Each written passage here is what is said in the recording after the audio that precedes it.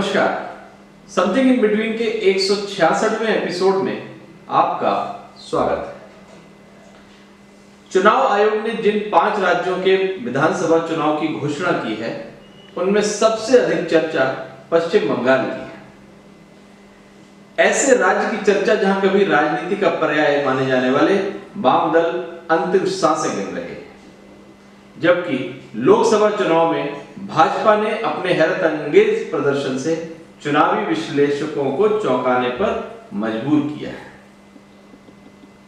सवाल बस एक ही है, पश्चिम बंगाल इस चुनाव के जरिए क्या संदेश देगा। संदेश इसलिए भी महत्वपूर्ण होगा कि इस राज्य का अपना समृद्धशाली इतिहास रहा है। बौद्धिकता, संस्कृति, दूरदृष्टि के दम के कारण ही कहा जाता रहा है कि बंगाल जो आज सोचता है, देश उसे 1 साल बाद सोचता है।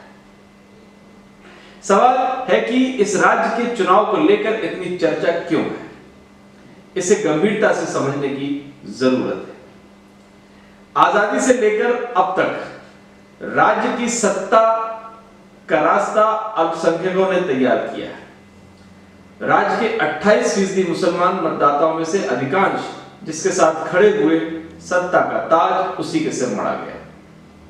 मसलन आजादी के बाद इसी समर्थन की बदौलत कांग्रेस ने 2 दशक से अधिक समय तक अपनी हनक बनाए रखी। इसके बाद जब इस बिरादरी ने कांग्रेस से मुंह मोड़ा तो राज्य में वाम दल अजेय हो गए।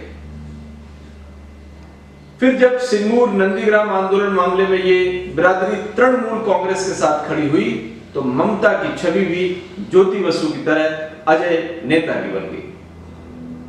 अब सवाल चर्चा में आने के कारणों पर करते हैं। जाहिर तौर पर इस बार मुकाबला राज्य की परंपरागत राजनीति बनाम हिंदुत्व के बीच है। नतीजे तय करेंगे कि राज्य की सियासत का पहिया परंपरागत राजनीति की धुरी पर घूमेगा या इतिहास करवट लेगा। परंपरागत धुरी का मतलब इस बार भी अल्पसंख्यक के समर्थन के बदौलत सरकार बनेगी या फिर अल्पसंख्यकों के खिलाफ समानांतर ध्रुवीकरण की राजनीति चमत्कार करेगी। मुकाबला सीधे सीधे तृणमूल कांग्रेस और भाजपा के बीच में है।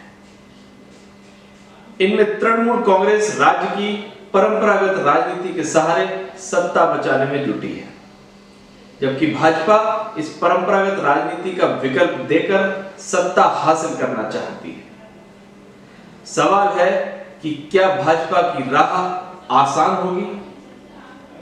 इस पर निश्चित तौर पर कुछ नहीं कहा जा सकता। यह भी नहीं कहा जा सकता कि यह रणनीति कामयाब नहीं होगी।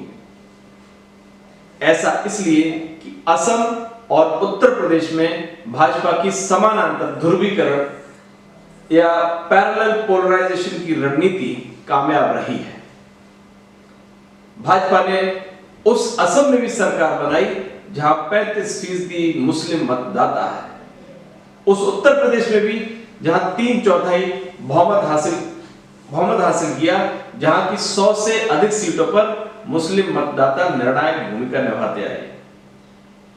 जाहिर तौर पर मुकाबला कांटे के होने के आसार है। ऐसे में दावे प्रतिदावे भी होंगे। दोनों पक्ष के अपने अपने पक्ष में मजबूत तर्क हैं। मसलन भाजपा के वोट में बीते विधानसभा चुनाव के मुकाबले लोकसभा चुनाव में 30% की बढ़ोतरी हुई है।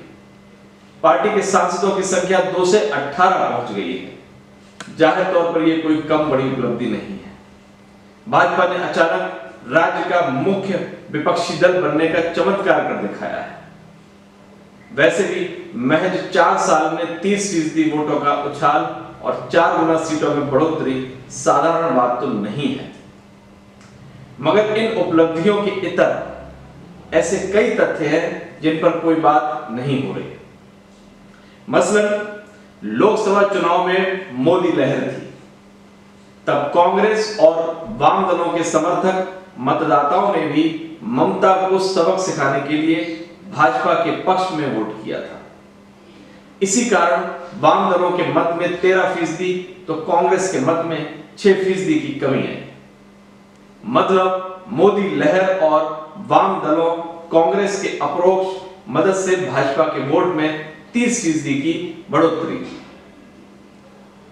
सवाल है कि क्या यही मतदाता विधानसभा चुनाव में भी इसी तरह भाजपा के साथ खड़े रहेंगे, वह भी तब जब राज्य में भाजपा के पास कोई कद्दावर चेहरा नहीं है।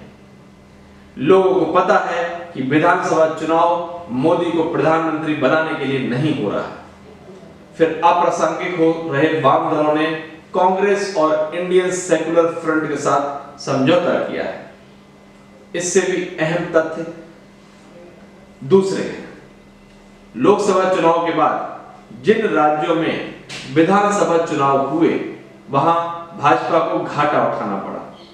हरियाणा, महाराष्ट्र, दिल्ली, झारखंड में लोकसभा की तुलना में भाजपा को 7% से 22% तक कम मत मिले।